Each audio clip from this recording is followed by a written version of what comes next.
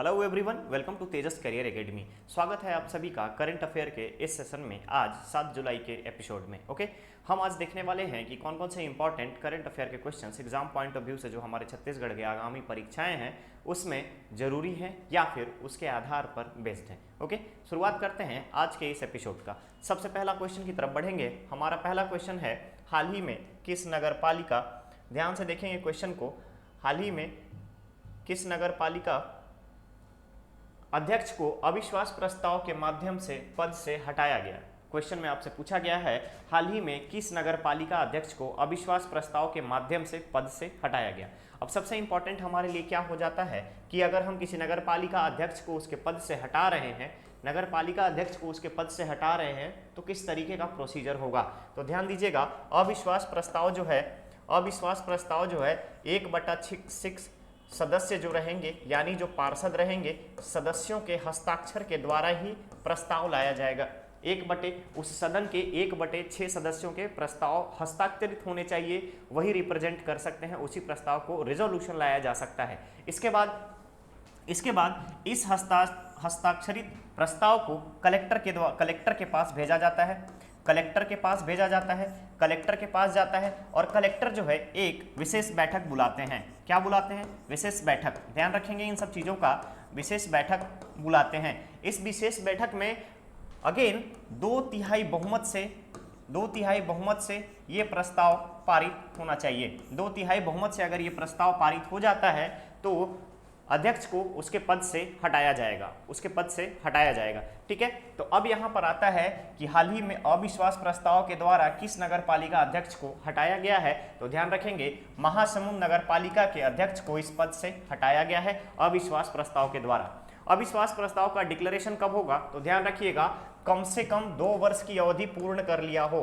कम से कम 2 वर्ष की अवधि पूर्ण कर लिया हो। और अगर उपचुनाव के माध्यम से आया है तो आधी अवधि पूर्ण होनी चाहिए। अगर मान लीजिए उपचुनाव के माध्यम से आकर के आधी अवधि पूर्ण कर लिया है, तभी उसको हटाने के लिए यहाँ पर आप रेजोल्यूशन ला सकते हैं, प्रस्ताव पेश कर सकते हैं। ठीक है, अब इसके बाद आता है कि कोई व्यक्ति 2 वर्ष से कम में अगर मान लीजिए कि उसको हटा दिया गया है और फिर सेम अगर ये प्रस्ताव पारित नहीं होता है तो 1 साल के अंदर दोबारा प्रस्ताव नहीं लाया जा सकता। इट मीन्स मान लीजिए आप 2 साल तक अध्यक्ष के पद पर रहे हैं और आपके हटाने के लिए अविश्वास प्रस्ताव लाया गया, किसी कारण से वो प्रस्ताव पारित नहीं हुआ, तो आपके जिस दिन से वो प्रस्ताव लाया गया आपके अगेंस्ट में उस प्रस्ताव से 1 साल तक दोबारा ये प्रस्ताव नहीं लाया जा सकता। तो ये छोटे छोटे पॉइंट्स आप ध्यान रखेंगे। चलिए आगे बढ़ते हैं दूसरे क्वेश्चन की तरफ। क्वेश्चन है यहाँ पर, प्रार्थना सभा की शुरुआत सभी स्कूलों में किस गीत द्वारा किया जाएगा? ठीक है, ऑप्शन है राष्ट्रगीत, राष्ट्रगान, राज्यगीत, लोकगीत। With which song the prayer meeting will be started in all the schools. तो ध्यान रखेंगे, प्रदेश के सभी स्कूलों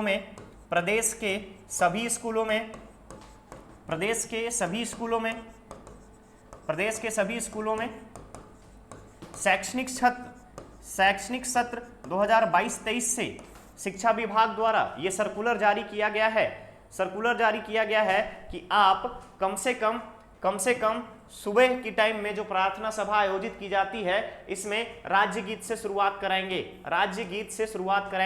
हमारा राज्य गीत क्या है? अरपा पैरी के धार। ध्यान रखिएगा, हमारा राज्य गीत क्या है? अरपा पैरी के धार, महानदी है अपार। ठीक है, ये हमारा राज्यगीत है और इसी के द्वारा प्रार्थना सभा की शुरुआत की जाएगी। तो आप इस चीज को याद रखेंगे कि राज्यगीत से इसमें टाइम कितना दिया गया है? तो राज्यगीत के लिए 1 मिनट 15 सेकेंड।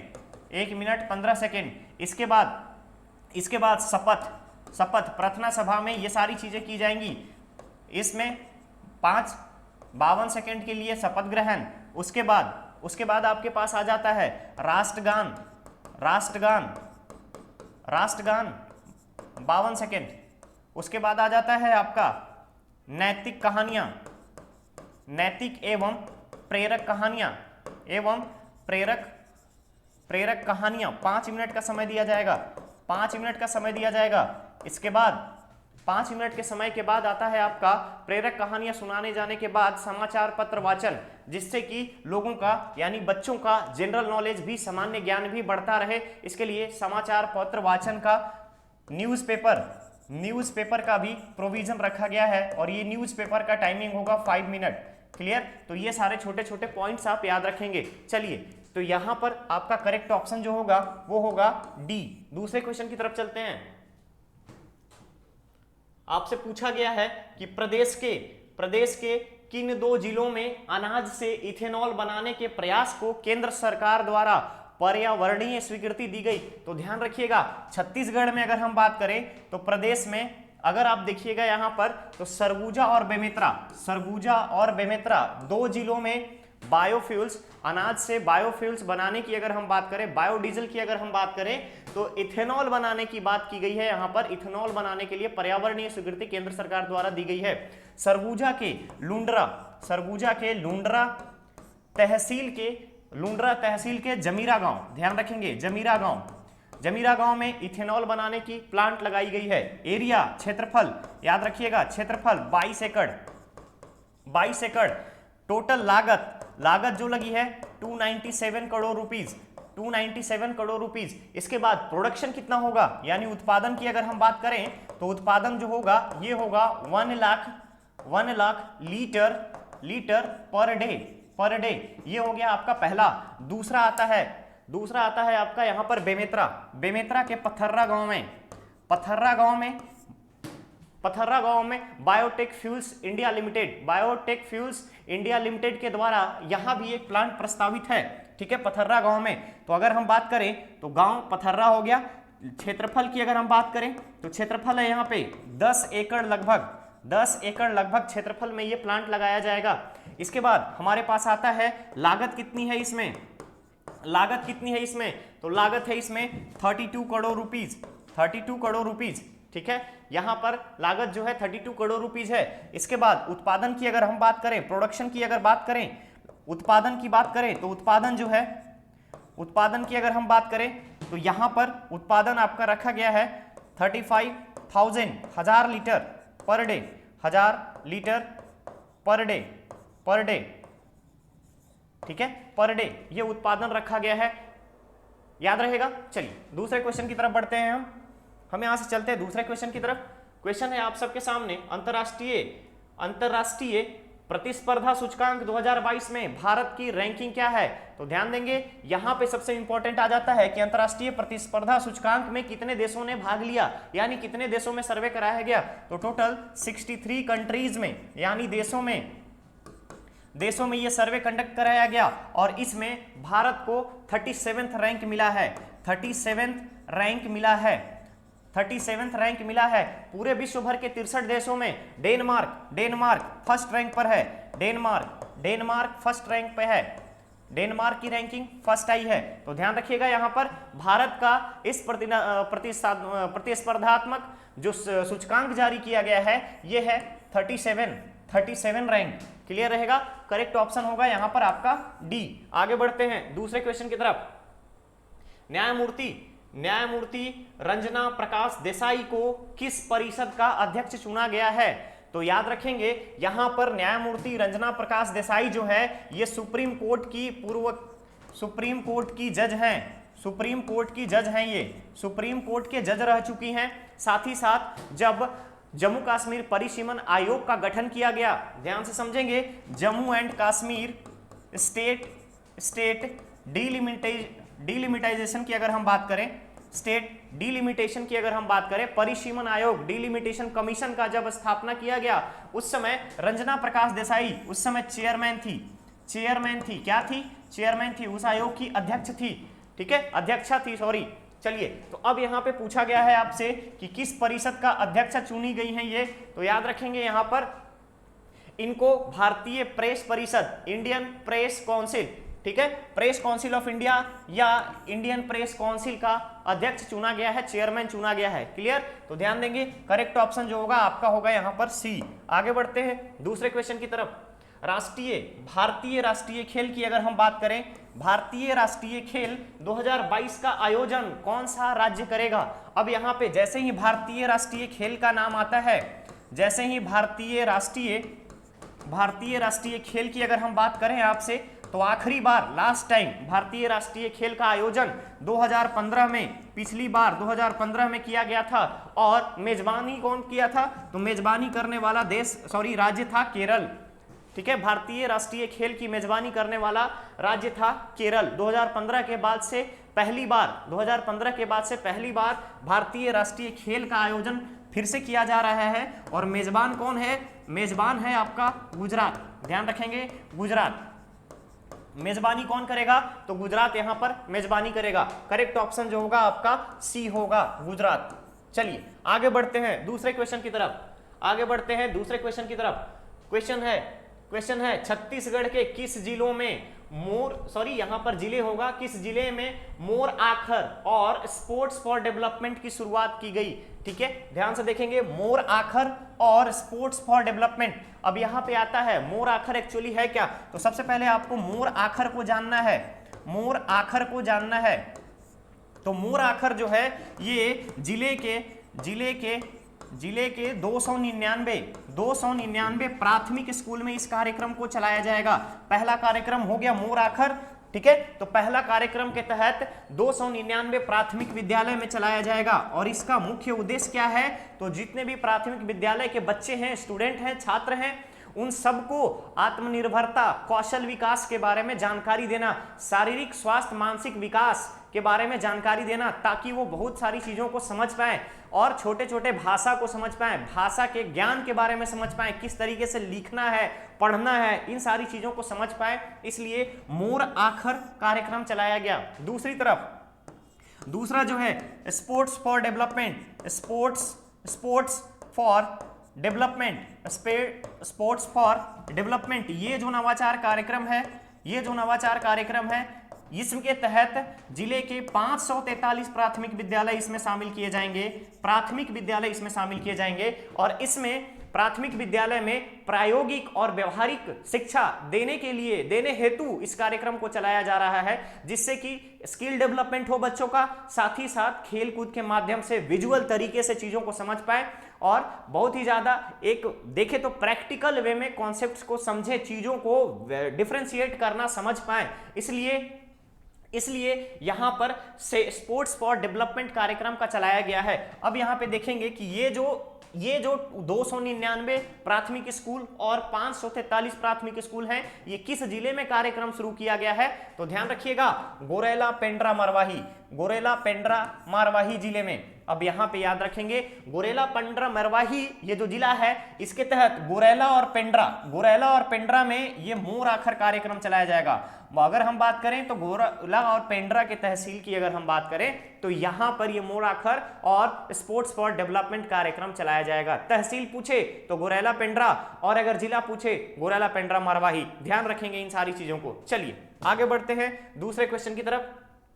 क्वेश्चन है, प्रदेश के कितने स्मारक को संरक्षित करने के लिए प्रस्ताव तैयार किया गया है? सबसे पहले आप ध्यान रखिएगा यहां पर कि इस तरीके का कोई भी जगह, कोई भी स्मारक को अगर संरक्षण की बात आती है, तो इसमें शामिल होता है हमारा पुरातात्विक विभाग, आर्कियोलॉजी डिपार्टमेंट, पुरातात्विक विभाग। तो ध्यान रखेंगे, छत्तीसगढ़ के पुरातात्विक विभाग जो है इसने अभी निर्णय लिया है कि हम राज्य के 4 जगहों के 4 स्थानों को संरक्षित करेंगे। 4 जगहों के 4 स्मारक को संरक्षित करेंगे। 4 स्मारक कौन कौन से होंगे उसके बारे में समझेंगे। सबसे पहले मदकू द्वीप, और ये कहां है? बिलासपुर। उसके बाद महेशपुर अंबिकापुर में, ठीक है, अंबिकापुर। उसके बाद तर्री घाट दुर्ग, और आखिरी जो है आपका ये है डमरू बलौदा बाजार में। इन 4 स्मारक को संरक्षित करने के लिए राज्य के पुरातत्विक विभाग ने ये निर्णय लिया है। ठीक है, 4। अभी तक अगर हम बात करें, जब तक हमारा राज्य नहीं बना था उस समय तक, यानी कि 1 नवंबर 2000 से पहले तक कुल 58 जगहों को संरक्षित किया जा चुका था, लेकिन पिछले 22 वर्षों में एक भी स्थान का संरक्षण नहीं हुआ था, संरक्षित नहीं किया गया था। यह पॉइंट आप याद रखिएगा। तो चलिए करेक्ट ऑप्शन जो होगा यहां पर होगा आपका सी। आगे बढ़ते हैं। क्वेश्चन है प्रदेश के किस ब्लॉक मुख्यालय के 5 किलोमीटर क्षेत्र को फ्री वाईफाई जोन बनाया जाएगा। ध्यान से समझेंगे, यहां पर ये फ्री वाईफाई जोन क्यों बनाया जा रहा है उसके बारे में बताना चाहूंगा कि ब्लॉक क्षेत्र के एरिया की अगर हम बात करें, क्षेत्र में 5 किलोमीटर के रेडियस को, पूरे के पूरे 5 किलोमीटर का जो रेडियस है, यहां पे रहने वाले जो छात्र हैं जिनको पढ़ाई में, ऑनलाइन पढ़ाई में जो समस्याएं आ रही थी, उस समस्या को दूर करने के लिए जिला कलेक्टर के द्वारा यह घोषणा की गई है और यह जोन बनाया जाएगा। तो ध्यान रखेंगे, नारायणपुर जिले के कलेक्टर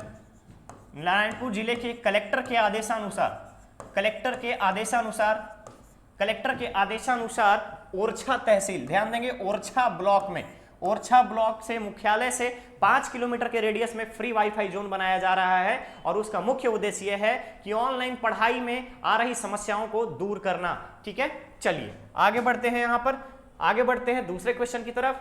क्वेश्चन है प्रदेश के किस जिले में, ध्यान देखेंगे यहां पर, प्रदेश के किस जिले में स्वयं सहायता समूह की महिलाओं को सर्वाधिक वर्मी खाद उत्पादन के लिए सम्मानित किया गया है। तो समूह की महिलाओं को सर्वाधिक वर्मी खाद के उत्पादन की अगर हम बात करें तो यहां पे इन महिलाओं की स्वयं सहायता समूह ने 36 लाख रुपए की रेवेन्यू जनरेट की है। 36 लाख रुपए की रेवेन्यू वर्मी खाद उत्पादन से जनरेट की है या यहां पे कमाई की है। अब आती है बात कि ये महिलाएं, स्वयं सहायता समूह की महिलाएं कौन से जिले की हैं, तो याद रखिएगा मनेंद्रगढ़ चर्चा की महिलाएं हैं और इन लोगों ने स्वयं सहायता समूह के द्वारा अगर हम बात करें तो अभी इन लोगों ने 36 लाख रुपए का बिजनेस किया है। क्लियर रहेगा। चलिए, तो करेक्ट ऑप्शन होगा यहां पर आपका बी, मनेंद्रगढ़ चर्चा। कौन से ईयर में बना है जिला, आप लोग कमेंट जरूर कीजिएगा। जिला बनने की अगर हम बात करें, मनेंद्रगढ़ की अगर हम बात करें तो जिला कब बना है, ये डेट आप हमें बताएंगे कमेंट करके। आगे बढ़ते हैं दूसरे क्वेश्चन की तरफ। क्वेश्चन है किस राज्य के बच्चे सबसे ज्यादा तंबाकू एडिक्ट हैं। किस राज्य के बच्चे सबसे ज्यादा तंबाकू एडिक्ट हैं। अब देखिए हमें कैसे पता चला कि बच्चे जो है सबसे ज्यादा तंबाकू एडिक्ट हैं, तो याद रखेंगे ग्लोबल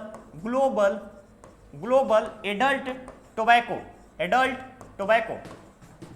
टोबैको याद रखेंगे। ये एक संस्था है जो ये सर्वे की है और सर्वे के बाद पता चला है कि छत्तीसगढ़ में जो बच्चे हैं सबसे ज्यादा तंबाकू एडिक्ट है। टोटल परसेंटेज अगर हम बात करें तो इनकी परसेंटेज 39% से भी ज्यादा है, 39% से ज्यादा है। और अगर हम पूरे देश की बात करें तो देश के औसतन जो कि 28% है उससे भी ज्यादा है।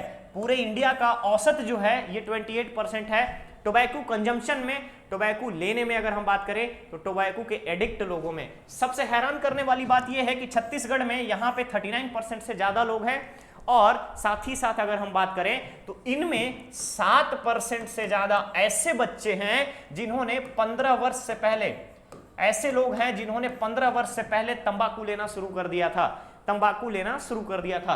तो यहां पर जो आपका तंबाकू एडिक्ट जो अगर हम बात करें किस राज्य में है तो छत्तीसगढ़ में सबसे ज्यादा लोग हैं जो तंबाकू एडिक्ट हैं। ये डेटा आप लोग याद रखेंगे, ये डेटा बहुत इंपॉर्टेंट हो जाता है। चलिए आगे बढ़ते हैं। क्वेश्चन है प्रदेश के ग्रामीण क्षेत्र में, ध्यान से देखिएगा, प्रदेश के ग्रामीण क्षेत्र में तंबाकू सेवन करने वाले पुरुषों की संख्या कितनी है। तो ध्यान रखिएगा ये सर्वे जो है तंबाकू सेवन करने वाले पुरुषों की संख्या, ये सर्वे जो है नेशनल फैमिली हेल्थ सर्वे के द्वारा किया गया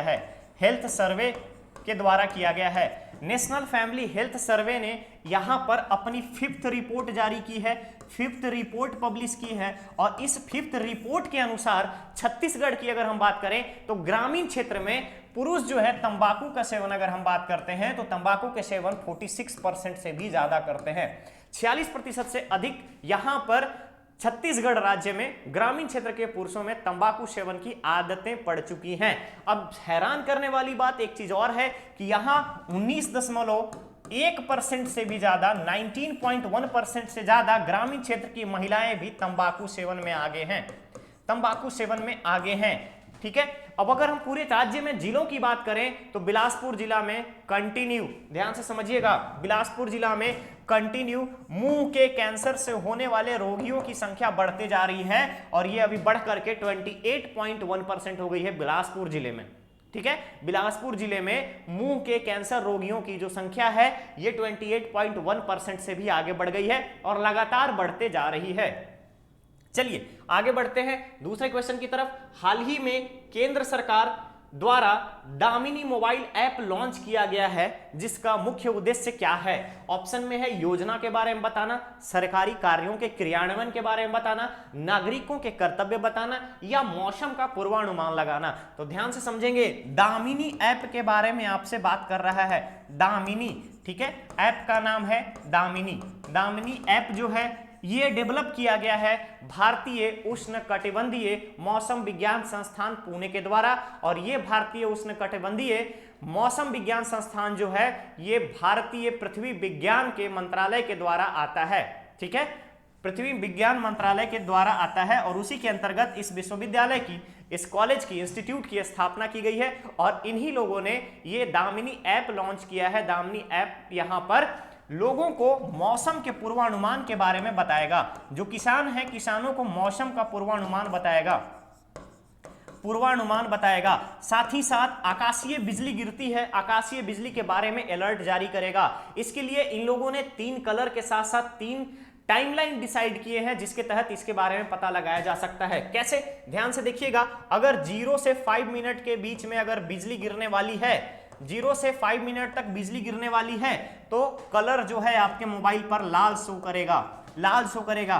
5 से 10 मिनट के बीच में बिजली गिरने वाली है तो ये कलर आपको पीला शो भी करेगा। ठीक है, पीला दिखाएगा। और अगर 10 से 15 मिनट में बिजली गिरने वाली है तो आपके ऐप में ये नीला कलर शो करेगा, नीला रंग शो करेगा। ठीक है, नीला रंग आपको शो करेगा। तो ध्यान रखिएगा, दामिनी ऐप को लॉन्च किया गया है भारतीय उष्णकटिबंधीय मौसम विज्ञान संस्थान पुणे के द्वारा, जो कि भारत के पृथ्वी विज्ञान मंत्रालय के अंतर्गत आता है, अधीन है। ठीक है, तो ऑप्शन जो होगा मौसम का पूर्वानुमान लगाने के लिए। ये पॉइंट्स आप छोटी छोटी चीजें हैं, यहां पे आप याद रखिएगा।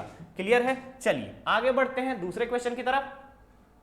निम्नलिखित में से कौन महासागर संरक्षण से जुड़ा है? क्वेश्चन है आपके पास, निम्नलिखित में से कौन महासागर संरक्षण से जुड़ा है? तो ध्यान दीजिएगा, हाल ही में लिस्बन डिक्लेरेशन किया गया, ठीक है, डिक्लेरेशन किया गया। लिस्बन डिक्लेरेशन में संयुक्त राष्ट्र संघ शामिल हुआ था, संयुक्त राष्ट्र संघ शामिल हुआ था, राष्ट्र संघ शामिल हुआ था। इसमें 150 से अधिक देशों ने सहमति जताई है कि महासागर को संरक्षण देना है और महासागर से होने वाली छोटे छोटे विकासशील अविकसित देशों, छोटे छोटे टापू जो रहते हैं, द्वीप जो रहते हैं, वहां पे निवास करने वाली जो पब्लिक है उस पे आने वाली आपदाओं से बचाना, साथ ही साथ उनकी सुरक्षा मुहैया कराना। ठीक है, तो ध्यान दीजिएगा, 150 से अधिक देशों ने यहां पर भाग लिया। अब इनका थीम क्या था? तो ध्यान रखेंगे कि लिस्बन डिक्लेरेशन जो अभी हुआ है उसका थीम जो रखा गया था, हमारा महासागर,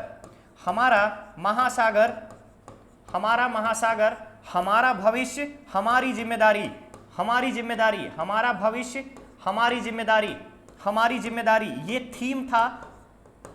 थीम था इस लिस्बन डिक्लेरेशन का। ठीक है, तो आप याद रखिएंगे, संयुक्त राष्ट्र संघ द्वारा आयोजित इस लिस्बन डिक्लेरेशन में 150 से अधिक देशों ने सहमति जताई है कि हम वैज्ञानिक तरीके से महासागर की संरक्षण करेंगे और महासागर के आपदाओं को कम करने के लिए हम तत्पर रहेंगे। ठीक है, तो क्लियर रखेंगे, यहां पर करेक्ट ऑप्शन जो होगा आपका होगा ए। आगे बढ़ते हैं दूसरे क्वेश्चन की तरफ।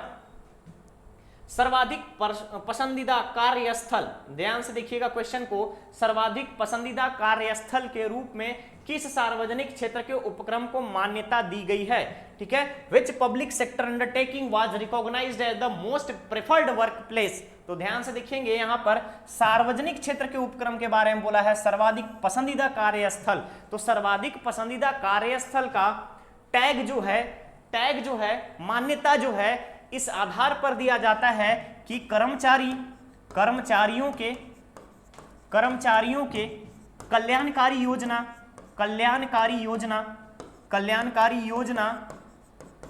कल्याणकारी योजना और उनकी उत्पादकता के आधार पर दी जाती है, उत्पादकता के आधार पर दी जाती है, ठीक है। चलिए अब आगे बात की कर्मचारियों के कल्याणकारी योजना और उनकी उत्पादकता के आधार पर यह दी जाती है, और इसके साथ साथ कौन सा ऐसा उपक्रम है जिसको यह मान्यता प्रदान की गई है। तो ऐसे में नाम आता है एनटीपीसी का, National Thermal Power Corporation. India का largest power producing electric power generation में नंबर 1 एनटीपीसी का नाम आता है, जिसका हेडक्वार्टर कहां पे है, दिल्ली में है। हेडक्वार्टर कहां पे है, दिल्ली में है। स्थापना कब हुई, 1975 में। प्रेजेंट सीईओ कौन है, प्रेजेंट सीईओ एमडी कौन है, नाम है इनका गुरदीप सिंह इसके प्रेजेंट सीईओ और एमडी हैं, याद रहेगा। चलिए ये था आज के इस एपिसोड के यानी 7 जुलाई के important current affair Chhattisgarh special, जो आपके आगामी सभी एग्जाम्स के लिए इंपॉर्टेंट है। अब बारी है आपके स्टूडेंट धर्मा की, और ये स्टूडेंट धर्मा क्या है ये मैं बता रहा हूं कि अब आपको एक क्वेश्चन पूछा जाएगा, और स्टूडेंट धर्मा के हिसाब से, स्टूडेंट यानी कि छात्र धर्म के हिसाब से आपको कमेंट बॉक्स में कमेंट करके इसका आंसर जरूर देना है। क्वेश्चन है आपके सामने, गोधन न्याय योजना के तहत स्थापित गौठान में कितने गौठान स्वावलंबी हो गए हैं, how many gauthans have become self supporting in the gauthans established under the Godhan Nyay Yojana. आपसे यहां पर क्वेश्चन किया गया है, इस क्वेश्चन का आंसर आप हमें कमेंट बॉक्स में कमेंट करके देंगे। चलिए तो ये था आज का एपिसोड 7 जुलाई का करंट अफेयर का। हम लोग रोज सुबह आपको 6 बजे मॉर्निंग में ही 6 बजे सुबह ही आपको ये वीडियो प्रोवाइड करते हैं, ताकि आप सुबह वीडियो के नोटिफिकेशन और अपनी पढ़ाई जारी करने के साथ साथ अपने दिन की शुरुआत करें, जिससे आपको बेनिफिट हो ज्यादा से ज्यादा। ओके गाइस, तो हम लोग बहुत ही जल्द मिलेंगे आपसे एक नए एपिसोड में ताजा तरीन खबरों के साथ। धन्यवाद।